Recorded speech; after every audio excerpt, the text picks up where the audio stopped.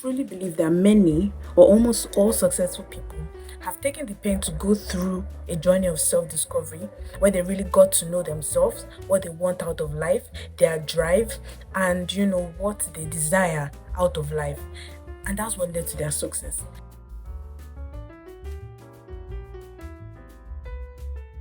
Hello everybody and welcome to my channel. Today I want to talk about getting to know yourself and how important it is in the self-improvement, productivity, and journey to success. Actually, this topic really isn't spoken about enough in the self-improvement and productivity space, and I think we need to speak about it more because I think it is the first thing to do and the first step to take on your journey to self-improvement and productivity. In this video today, I will talk about what getting to know yourself entails, what it really is, how to get to know yourself, and the benefits of getting to know yourself. So come with me and talk about this. So let's talk about why knowing yourself matters. Why does it really matter that we get to know ourselves? Honestly, I see a lot of people, myself included at some point, go through life without taking the pain or taking the time to get to know themselves.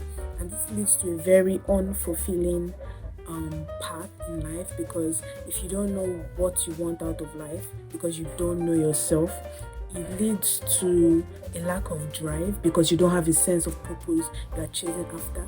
So you're living a very unfulfilling life. And honestly, I don't think that sounds nice, and I don't think anybody should live that way. That's why it's very important that one gets to know yourself. So in this chapter, I'll be speaking about why getting to know yourself is very important, and moving on, we'll speak about what getting to know yourself is. Anybody that wants to be successful, in fact, many currently successful people, I'm not saying all, I can speak for all, but I truly believe that many or almost all successful people have taken the pain to go through a journey of self-discovery where they really got to know themselves, what they want out of life, their drive, and what they desire out of life. And that's what led to their success. Because when you know what you want and what really drives you in your day-to-day life, you would find life less stressful to go through. You will find a reason to wake up every day, a reason to move, because this is what drives you. This is what gives you fulfillment. So this is what you will do. There's no two way about it. So I truly believe that anybody that wants to be successful, and any currently successful person, has gone through the painful process of self-discovery. The next reason why getting to know yourself is very important is because it gives you passion and purpose. I spoke about this briefly. It gives you passion and purpose and drive. You know what you want out of life. You're not second guessing yourself anymore. You know exactly what makes you tick. You know exactly what drives you. You know what gives you fulfillment. You know exactly what you need out of life to get the utmost fulfillment and your utmost satisfaction from life. So this gives you drive, this gives you a sense of purpose. You wake up every day knowing exactly what you want. There is meaning to your life. You don't feel like you're just, straying and you're just walking around this earth like you're just surviving and you're not living. You begin to have a sense of direction. So that's why getting to know yourself is the first step to self-development, self-improvement, and journey in life in general. You know how they say that a lot of people chase after things, especially material things. They chase after these things, and at the end of the day, when they get it, they are left feeling empty.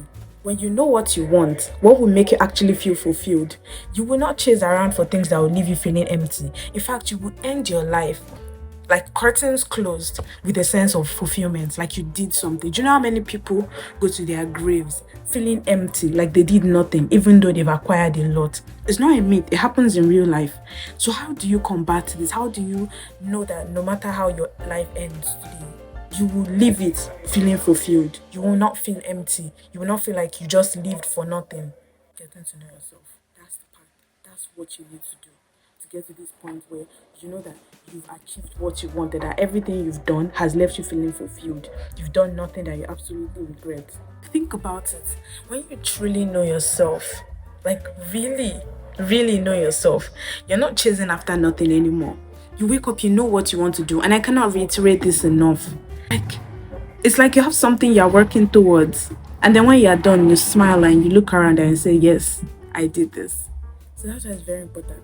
that you take the time to get to know yourself. Now let's talk about the pathways to self-discovery. So you said, Blossom, you've told me I need to discover myself. I've heard you. How do I get to know myself? I think there are three different approaches, and people usually use one or a mix of three or a mix of two. Everybody's life experiences and the way they're living lives and their circumstances are absolutely different. So you can just look at these three things and choose which particular one you want to delve into and you want to use to go through that path of getting to know yourself. So the first one is the intentional path. I call it the intentional part because you are actively seeking to know yourself.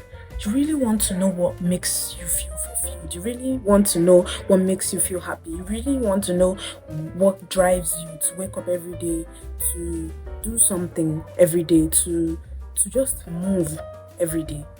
So you choose this path and then you intentionally seek out what exactly you want out of life and what will fulfill you in this journey called life. So you could go through this through meditation, journaling, religion, like praying, and any intentional path that would help you stay grounded and connect with yourself. The second one is the social path. I call this the social path because it's when you gain insights from friends, family members, people around, mentors, could be anybody really, into yourself and into what you want. But this part is it's not the major part. It's like it could be an addition to the intentional part. Somebody somewhere could just say something like, "Person, I really think that you like this. I really think you will do well at this." And then you take that information, you go and you reflect on it through the intentional part, and then you decide, I think this person was right. This is what I really wanted. But there is a reminder here, and there's a warning here, and that's that you should be careful not to let anybody project onto you. Should not let anybody's projections or definitions of you define who you want to be or who you are. So there has to be a fine line there between accepting advice from people around you who truly love you and just letting anybody define who you want to be, especially if it doesn't feel right for you. That's why you back it up with the intentional method, where after you've gotten this insight, you go and think about it, you go and reflect about it, if this is what you truly want or not. The third one I would say is emotional, and I wouldn't call this a path. Is it really a path? Because we could add it to the intentional part, but I still wanted to highlight it because sometimes your body, your mind, or your soul gives you a hint to dissatisfaction. Maybe where you are at right now, you've not been feeling okay, you've been anxious, you've not been happy, you've been feeling a deep sense of, I just need to be doing something different, I need to be doing better, your body just isn't sitting right with where you're at, with maybe where you are, what you're doing right now, who you're surrounded with, what you've been spending your time on. You just don't feel satisfied. So then these emotions come up, but you keep pushing them away and you keep thinking there's something else that's wrong with you. That's why I have to highlight the emotions. So sitting with your emotions, feeling them before analyzing, which is something I learned recently. Sit and you feel your emotions and then let it take you to the deeper root of that unsatisfaction. So from there, you can now navigate back into the intentional path, meditate and journal and figure out where this sense of dissatisfaction is coming from in the form of emotions. And that could lead you to help you to know yourself and what really makes you happy. So maybe after you figured out what you wanted, these feelings of dissatisfaction and unhappiness dissipate, then you know that you've gotten to know what actually makes you happy. And it wasn't whatever you were doing before that was giving you this great sense of unhappiness and dissatisfaction. So that's why I think emotions are absolutely important in getting to know yourself. So like I said before, intentional method is the best for getting to know yourself. It's the most reliable method and it is the one I would first of all recommend. But like I said, all three and all, just two of them can work well for you to determine what you want out of life. It just depends on, we are all different. Our life stories, our backgrounds, our circumstances, the people we're surrounded with are very different, and this could contribute to which method works best for us, or what will eventually work best for us, whether we're even trying. Sometimes the emotions you feel, you don't put them there, they just show up, and then you work through it, and that way emotional and intentional has worked for you. Or it could be insightful. You have a healthy family, parents or family or friends that push you, and then they're always constantly trying to make you, do better, and then they make comments about how you can be better. That could also help you. So it depends on the circumstances, but a combination of these things really is what helps us. Now let's go back to intentional self-discovery. That's the first part I mentioned. So I want us to talk about the steps to intentional self-discovery. This is where you are like actively trying to figure out what you want out of life and who you are and what gives you innate satisfaction. And I also like to highlight that the journey isn't a one day or even 1 year journey. It could go on forever because we're constantly changing, constantly, evolving. But once you go on the journey, at least for like 6 months to a year, I feel like you would at least have a strong sense of who you are or who you want to be. And then as time goes on, it could evolve. There could be additions, there could be subtractions. But in the first 6 months to a year of that journey, you would at least have a basic idea of who you want to be. Step 1, open your mind. Yes, I know it sounds cliche, but stay with me here. Don't roll your eyes. Opening your mind is the first step. You cannot begin this journey if you don't open your mind to self-discovery. You need to open your mind. Even if you don't act on it right away, which I really suggest you do. But even if you don't act on it right away, at least open your mind to self-discovery and the journey to self-discovery. I know that sometimes we're afraid to open our mind to it because sometimes we've created these perceptions of ourselves in our minds and we're afraid of people's opinions. And what they've projected onto us for years, it could be frightening to want to discover a whole new version of ourselves. Or maybe we're comfortable with the mediocre life we're living, not to insult anybody, and then you don't just want to go through the uncomfortable process of acknowledging that you are not happy with where you are right now. It happens, but just open your mind to the process first. That's the first step to getting to yourself and to self-discovery. Step 2, become self-aware. A lot of us think we're self-aware, but we're very wrong. This can be the game changer to your self-discovery journey because a lot of people are afraid of accepting who they really are in comparison to the image of themselves they've created in their head for a long time. So many of us walk around with these definitions of who we are that maybe we believe innately, or we created it up in our minds innately, or it was projected onto us during childhood, maybe by your parents or by your friends or your siblings or anybody around you with a great influence over your mind. So it can be intimidating to open your mind to getting to know another version of yourself or who you actually want to be. And sometimes some of us are scared of who we actually want to be because we're comfortable with who we are right now. So that's why self-awareness is very important. Be aware and be honest with yourself. A lot of people are not honest with themselves. But being honest to yourself is the first step to being self-aware.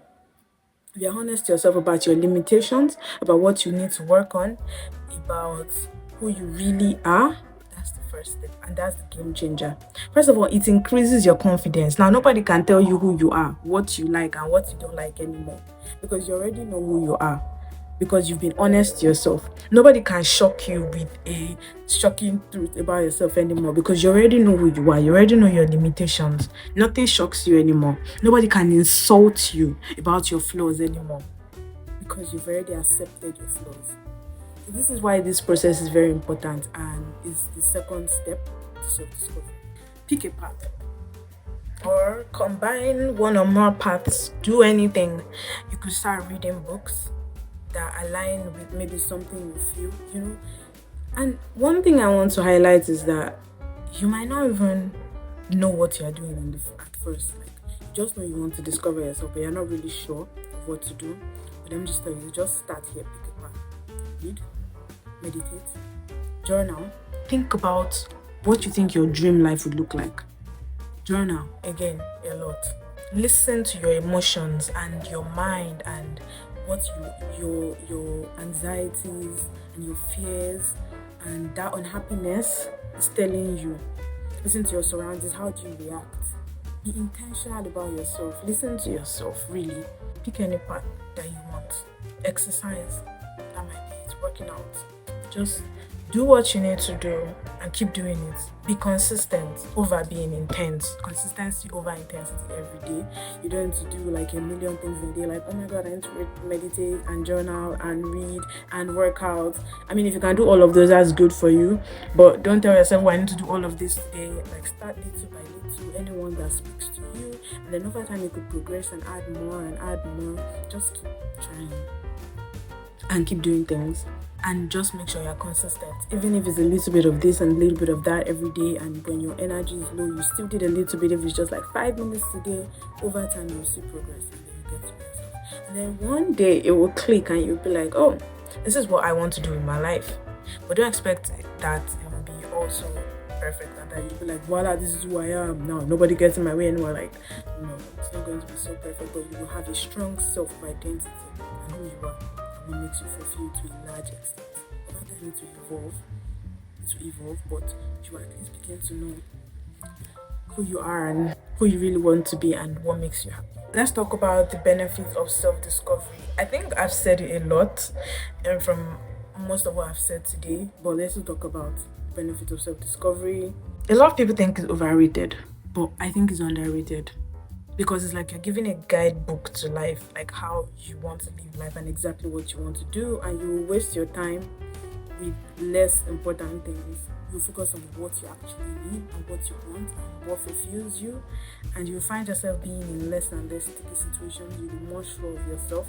You have a self-identity that is strong enough to carry you through life.